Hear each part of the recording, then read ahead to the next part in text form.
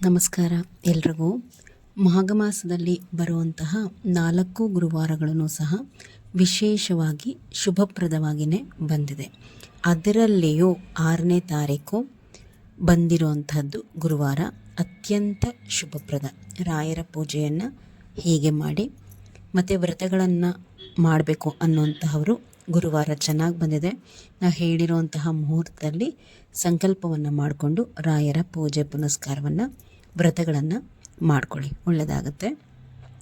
ಗುರುವಾರದಂದು ರಾಯರ ಪೂಜೆ ಮಾಡುವಂತಹವರು ಗುರುವಾರ ತಲೆ ಸ್ನಾನ ಕಡ್ಡಾಯವಾಗಿ ಮಾಡ್ಕೊಳ್ಳೇಬೇಕು. ನೀವು ಹಿಂದಿನ ದಿನ ಮಾಡಿದರೂ ಸರಿ, ಏನೇ ಆದರೂ ಸರಿನೇ ಗುರುವಾರ ಅಂತ ಹೇಳಿ ಬಂದಾಗ ತಲೆ ಸ್ನಾನ, ಗಂಡಸರೇ ಆಗಲಿ ಹೆಂಗಸರೇ ಆಗಲಿ ತಲೆ ಸ್ನಾನ ಮಾಡಿಕೊಂಡೇ ನೀವು ದೇವ್ರ ಮನೆಗೆ ಬಂದು ಪೂಜೆಯನ್ನು ಮಾಡುವಂತಹದ್ದು. ಮಡಿಯನ್ನು ಉಟ್ಕೋಬೇಕು, ಅಂದರೆ ಒಗೆದು ಇಟ್ಟಿರುವಂತಹ ಬಟ್ಟೆಯನ್ನು ಉಟ್ಕೊಳ್ಳಿ. ಇನ್ನು ನೀವು ರಾಯರ ಪೂಜೆ ಮಾಡೋದಕ್ಕಿಂತ ಮುಂಚೆ ದೇವರ ಮನೆಯಲ್ಲಿ ಹೇಗೆಲ್ಲ ನೀವು ಪ್ರತಿನಿತ್ಯ ಪೂಜೆಗೆ ಅಣಿ ಮಾಡ್ಕೋತೀರೋ ಆ ರೀತಿ ಪೂಜೆಗೆ ಅಣಿ ಮಾಡ್ಕೊಳ್ಳಿ. ರಾಯರ ಪೂಜೆ ಅಂತ ಹೇಳಿ ಬಂದಾಗ ಮಡಿ ನೀರಿನಲ್ಲಿ ಮೊದಲು ರಾಯರ ಫೋಟೋವನ್ನು ಒರೆಸ್ಕೋಬೇಕು. ಮಡಿ ನೀರು ಅಂತಂದರೆ ನನಗಾಗಲೇ ಹೇಳ್ಕೊಟ್ಟಿದ್ದೀನಿ.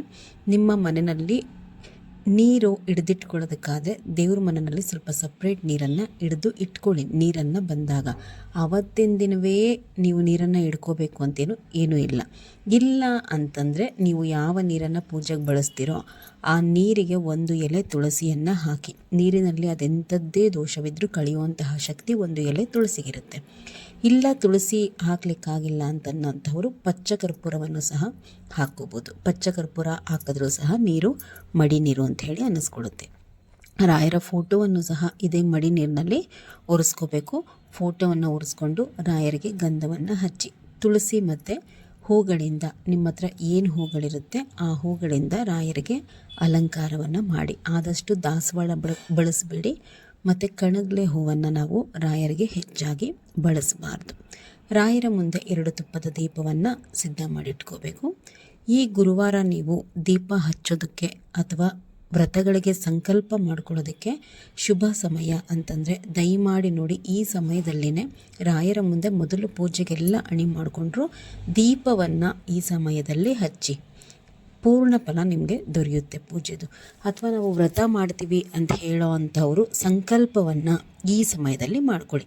ಬೆಳಗ್ಗಿನ ಜಾವ 5:48ರಿಂದ 6:15ರವರೆಗೆ ಮುಹೂರ್ತ ಚೆನ್ನಾಗಿದೆ. ಇನ್ನು ಈ ವಾರನೂ ಸಹ ನೀವು 5 ಮಣ್ಣಿನ ದೀಪಗಳನ್ನು ಹಚ್ಚಿ. ವಿಶೇಷವಾದಂತಹ ಗುರುವಾರ ಬಂದಾಗ 5 ಮಣ್ಣಿನ ದೀಪಗಳನ್ನು ಹಚ್ಚೋದಕ್ಕೆ ಅದರದ್ದೇ ಆದಂತಹ ಒಂದು ಪ್ರಾಶಸ್ತ್ಯ ಇರುತ್ತೆ. ಅದರಿಂದನೇ ನಿಮ್ಮ ಎಷ್ಟೋ ಕಷ್ಟ ಕಳೆಯುವಂತಹದ್ದು.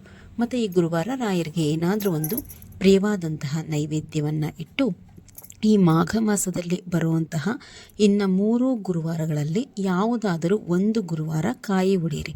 ಪ್ರತಿ ಗುರುವಾರನೂ ಹೊಡಿತೀನಿ ಅನ್ನೋ ಹಾಗಿದ್ರೆ ಹೊಡ್ಕೋಬೋದು. ಇಲ್ಲ ಅಂತಂದರೆ ಆಲ್ಟರ್ನೇಟಿವ್ ಆಗಿ 1, 2, 3 ಗುರುವಾರಗಳಿಗೆ ಒಂದು ಸರ್ತಿ ಆದರೂ ನೀವು ಕಾಯಿಯನ್ನು ಹೊಡ್ಕೋಬೇಕು. ಆದರೆ ರಾಯರಿಗೆ ಹೊಡೆದಂತಹ ಕಾಯಿನ ಯಾವುದೇ ಕಾರಣಕ್ಕೂ ನೀವು, ಅಂದರೆ ಸಾಂಬಾರುಗಳನ್ನ ಮಾಡ್ತೀವಲ್ವ, ಅವರು ವೆಜ್ ಆಗಿರಲಿ ನಾನ್ ವೆಜ್ಗಂತೂ ಹಾಕೋ ಮಾತೇ ಇಲ್ಲ. ವೆಜ್ಜಲ್ಲಿನೂ ಸಹ ನೀವು ಏನೇ ಖಾರದ ಐಟಮ್ಗೆ ಬಳಸ್ಕೋಬಾರ್ದು. ಸಾರಿರಲಿ, ಪಲ್ಯ ಇರಲಿ, ಮತ್ತೊಂದಿರಲಿ. ರಾಯರಿಗೆ ಹೊಡೆದಂತಹ ಕಾಯಿಯಿಂದ ಸಿಹಿಯನ್ನೇ ಮಾಡ್ಕೋಬೇಕು. ನೈವೇದ್ಯ ಮಾಡೋದಕ್ಕಿಂತ ಮುಂಚೆ ನೀವು ವಿಡಿಯೋಸನ್ನು ಕಂಟಿನ್ಯೂಸ್ ಆಗಿ ನಂದು ನೋಡ್ತಿದ್ರೆ ಗೊತ್ತಿರುತ್ತೆ. ಅಂದರೂ ಹೊಸದಾಗಿ ಯಾರಾದರೂ ನೋಡ್ತಾ ಇದ್ದರೆ ಗಂಧ ಹಚ್ಕೊಂಡು ರಾಯರಿಗೆ ತುಳಸಿ ಹೂಗಳನ್ನೆಲ್ಲ ಹಾಕೋತೀರ.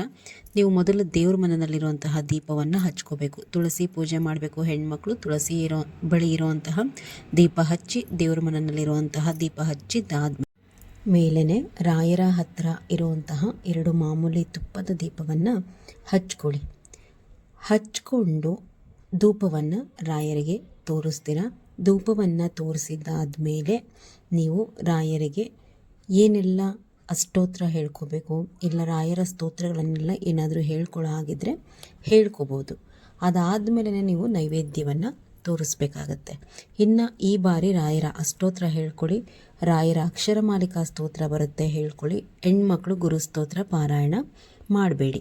ಇನ್ನು ಅಭಿಷೇಕ ಮಾಡುವಂಥವರಿದ್ದರೆ ಗಂಡಸರಿಗೆ ಮಾತ್ರ, ರಾಯರಿಗೆ ಹೆಣ್ಮಕ್ಳು ಯಾವುದೇ ಕಾರಣಕ್ಕೂ ಅಭಿಷೇಕ ಮಾಡೋದಕ್ಕೆ ಬರೋದಿಲ್ಲ. ಅಭಿಷೇಕ ಯಾವಾಗ ಮಾಡ್ಕೋಬೇಕು, ನೀವು ರಾಯರಿಗೆ ಎಲ್ಲ ಅಲಂಕಾರ ಮಾಡ್ಕೋತೀರಾ, ಮಾಡ್ಕೊಂಡಾದ್ಮೇಲೆ ರಾಯರ ಮುಂದೆ 2 ತುಪ್ಪದ ದೀಪ ಹಚ್ಚಿಬಿಟ್ಟಾದ್ಮೇಲೆ ರಾಯರಿಗೆ ನೀವು ಅಭಿಷೇಕವನ್ನು ಪ್ರಾರಂಭ ಮಾಡ್ಕೋಬೇಕು. ಯಾವ ರೀತಿ ರಾಯರಿಗೆ ಅಭಿಷೇಕವನ್ನು ಮಾಡುವಂತಹದ್ದು, ಮೊದಲು ಒಂದು ಶುದ್ಧವಾದಂತಹ ತಟ್ಟೆನಲ್ಲಿ ರಾಯರ ಮೂರ್ತಿಯನ್ನು ಇಟ್ಕೊಂಡು ಶುದ್ಧ ನೀರಿನಿಂದ ಮೊದಲು ರಾಯರಿಗೆ ಅಭಿಷೇಕವನ್ನು ಮಾಡಿಕೊಡಿ. ಅದಾದ ಮೇಲೆ ನೀವು ಹಾಲಿನಿಂದ ಮಾಡೋ ಹಾಗಿದ್ದರೆ ಹಾಲಿನಿಂದ, ಇಲ್ಲ ಪಂಚಾಮೃತ ಅಭಿಷೇಕ ಮಾಡೋ ಹಾಗಿದ್ದರೆ ಪಂಚಾಮೃತ ಅಭಿಷೇಕ, ಹಾಲು, ಮೊಸರು, ತುಪ್ಪ, ಜೇನುತುಪ್ಪ ಇವುಗಳನ್ನು ಬಳಸಿ ಮಾಡೋ ಹಾಗಿದ್ದರೆ ಅವುಗಳಿಂದಲೂ ಸಹ ಮಾಡ್ಬೋದು. ಇಲ್ಲ ಅಂತಂದರೆ ಶುದ್ಧವಾದಂತಹ ಗಂಧವನ್ನು ತೆಗೆದು ಆ ಗಂಧದಿಂದ ರಾಯರಿಗೆ ಅಭಿಷೇಕ ಮಾಡ್ಬೋದು. ಈ 3 ಅಭಿಷೇಕ ಮಾಡೋದ್ರ ಫಲ ಸರಿಸಮನಾಗಿರುತ್ತೆ, ಯಾವುದೂ ಹೆಚ್ಚಲ್ಲ, ಯಾವುದೂ ಕಡಿಮೆ ಅಲ್ಲ. ಇವುಗಳಿಂದ ಅಭಿಷೇಕ ಮಾಡಿದ್ದಾದ ಮೇಲೆ ತಕ್ಷಣ ನೀರಿನಿಂದ ರಾಯರಿಗೆ ಅಭಿಷೇಕವನ್ನು ಮಾಡಬಾರ್ದು. ಸ್ವಲ್ಪ ಹೊತ್ತು ಹಾಗೆ ಬಿಡಿ. ಅಂದರೆ ಈಗ ಕ್ಷೀರಾಭಿಷೇಕ ಮಾಡಿರ್ತೀರ ಅಂತಂದರೆ ಹಾಲನ್ನು ಹಾಕಿರ್ತೀರ ರಾಯರ ಮೇಲೆ, ಆ ತಟ್ಟೆನಲ್ಲಿ ರಾಯರ ಮೂರ್ತಿ ಹಾಲಿನ ಸಮೇತ ಸ್ವಲ್ಪ ಹೊತ್ತು ಹಾಗೆ ಇರಲಿ. ನೀವು ಹಾಗೆ ಏನು ಮಾಡಬೇಕು, ರಾಯರ ಮೂರ್ತಿ ಮೇಲೆ ಒಂದು ಹೂವನ್ನು ಇಟ್ಟು ರಾಯರ ಅಷ್ಟೋತ್ತರವನ್ನು ಪಾರಾಯಣ ಮಾಡಬೇಕು. ಪಾರಾಯಣ ಮಾಡಿದ್ದಾದಮೇಲೆ 2 ತುಪ್ಪದ ಬತ್ತಿಯಿಂದ ರಾಯರಿಗೆ ಆರತಿಯನ್ನು ಮಾಡಬೇಕು. ಇದಾದಮೇಲೆ ನೀವು ಶುದ್ಧವಾದಂತಹ ನೀರಿನಿಂದ ರಾಯರಿಗೆ ಮತ್ತೆ ಅಭಿಷೇಕ ಮಾಡಿ ಒಂದು ಶುದ್ಧವಾದ ಮಡಿ ಬಟ್ಟೆಯಿಂದ ಮೂರ್ತಿಯನ್ನು ಒರೆಸಿ ರಾಯರಿಗೆ ಗಂಧವನ್ನು ಹಚ್ಚಿ ಹೂವು ಮತ್ತು ತುಳಸಿಯಿಂದ ಅಲಂಕಾರ ಮಾಡಿಕೊಡಿ. ಅಭಿಷೇಕ ಮಾಡಿದಿರಾ ಅಂತಾದರೆ ರಾಯರಿಗೆ ತಪ್ಪದೆ ತುಳಸಿಯನ್ನು ಇರಿಸಲೇಬೇಕಾಗತ್ತೆ. ಅಭಿಷೇಕ ಮಾಡಿದಂತಹ ಹಾಲನ್ನ ನೀವು ಏನು ಮಾಡ್ಬೋದು, ಆದಷ್ಟು ಕಾಯಿಸಿ ಮನೆಯಲ್ಲಿ ಮಕ್ಕಳಿದ್ದರೆ ಮಕ್ಕಳಿಗೆ ಕೊಡಿ ರಾಯರ ಪ್ರಸಾದವನ್ನು.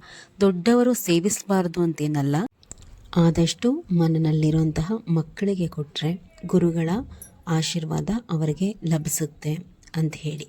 ಇಲ್ಲ ದೊಡ್ಡವರು ಸ್ವೀಕಾರ ಮಾಡ್ತೀವಿ ಅಂತಂದರೆ ಹಾಲನ್ನು ಕಾಯಿಸಿ, ತಪ್ಪೇನಿಲ್ಲ, ಹಾಲನ್ನು ಕಾಯಿಸಿ ಅದಕ್ಕೆ ಸಕ್ಕರೆ ಅಥವಾ ಬೆಲ್ಲ ಏನಾದರೂ ಹಾಕ್ಕೊಂಡು ಮನೆ ಮಂದಿ ಎಲ್ಲ ಸೇವನೆ ಮಾಡ್ಬೋದು. ಪಂಚಾಮೃತ ಅಭಿಷೇಕ ಮಾಡಿದರೆ ಅದನ್ನೂ ಸಹ ಪ್ರಸಾದದ ರೂಪದಲ್ಲಿ ಮನೆಯವರೆಲ್ಲರೂ ಸಹ ಸೇವನೆ ಮಾಡಿ. ಇನ್ನು ಗಂಧದಿಂದ ಅಭಿಷೇಕವನ್ನು ಮಾಡಿದರೆ ಆ ಗಂಧವನ್ನು ಚೆಲ್ಲಲಿಕ್ಕೆ ಹೋಗಬೇಡಿ. ಒಂದು ಏನರಲ್ಲಾದರೂ ಅದನ್ನು ಶೇಖರಣೆ ಮಾಡಿಟ್ಕೊಂಡು ಸ್ನಾನವಾದ ಬಳಿಕ ಅದನ್ನು ಹಣೆಗೆ ಪ್ರತಿನಿತ್ಯ ಹಚ್ಚಿ. ಹೆಣ್ಣು ಮಕ್ಕಳು ರಾಯರ ಪೂಜೆ ಮಾಡ್ತೀವಿ ಅಂತ ಹೇಳಿ ಬರೀ ಗಂಧವನ್ನು ಧಾರಣೆ ಮಾಡಿ ಪೂಜೆಯನ್ನು ಮಾಡಬಾರ್ದು, ದೋಷ ಬರುತ್ತೆ. ಗಂಧವನ್ನು ಪ್ರತಿನಿತ್ಯ ನಾವು ಹಣೆಗೆ ಹಚ್ಚಿದ್ರೂ ಸಹ ಹಣೆಗೆ ಕುಂಕುಮವನ್ನು ಇಡಲೇಬೇಕು. ಈ ರೀತಿ ರಾಯರಿಗೆ ಅಭಿಷೇಕ ಮಾಡೋ ಹಾಗಿದ್ದರೆ ಅಭಿಷೇಕವನ್ನು ಮಾಡಿಕೊಳ್ಳಿ. ರಾಯರಿಗೆ ನೈವೇದ್ಯವನ್ನು ತೋರಿಸಿ ಕಾಯಿಯನ್ನು ಒಡೆಯೋ ಹಾಗಿದ್ದರೆ ಒಡೆದು ಪೂಜೆಯನ್ನು ಪರಿಸಮಾಪ್ತಿ ಮಾಡಿ. ಮಾಡೋದಕ್ಕಿಂತ ಮುಂಚೆ ರಾಯರಿಗೆ ಮಹಾಮಂಗಳಾರತಿಯನ್ನು ಮಾಡ್ಕೊಳ್ಳಿ ಕರ್ಪೂರದಿಂದ. ಅದಕ್ಕೆ ಮುಂಚೆ ಪಂಚಾರತಿ ಮಾಡ್ಕೊಳ್ಳಿ. 5 ಬತ್ತಿಯನ್ನು ನೆನೆಸಿ ಪಂಚಾರತಿ ಮಾಡಿ ಮಹಾಮಂಗಳಾರತಿಯನ್ನು ಮಾಡಿ ಪೂಜೆ ಪರಿಸಮಾಪ್ತಿ ಮಾಡಿ. ಇದೆಲ್ಲ ಆದಮೇಲೆ ಬಲಗೈಯಲ್ಲಿ ರಾಯರಿಗೆ ಒಂದು 4 ಕಾಳು ಅಕ್ಷತೆ ಹೂವನ್ನು ಹಿಡಿದು 3 ಸುತ್ತು ಪ್ರದಕ್ಷಿಣೆಯನ್ನು ಹಾಕಿ ಅವರ ಪಾದಕ್ಕೆ ಅವೆಲ್ಲವನ್ನು ಸಹ ಸಮರ್ಪಣೆ ಮಾಡಿ ಒಂದು ನಮಸ್ಕಾರ ಮಾಡಿದ್ರೇ ಆ ಪೂಜೆ ಸಂಪೂರ್ಣವಾಗಿ ರಾಯರ ಪೂಜೆ ಗುರುವಾರದಂದು ಹೇಗೆಲ್ಲ ಮಾಡಬೇಕು ಹಾಗೆ ಮಾಡಿದ ಹಾಗೆ ನಿಮ್ಮ ಪೂಜೆಯ ಪರಿಪೂರ್ಣ ಫಲವೂ ಸಹ ನಿಮ್ಮದಾಗುತ್ತೆ. ರಾಯರೆಲ್ಲರಿಗೂ ಒಳ್ಳೇದು ಮಾಡಲಿ.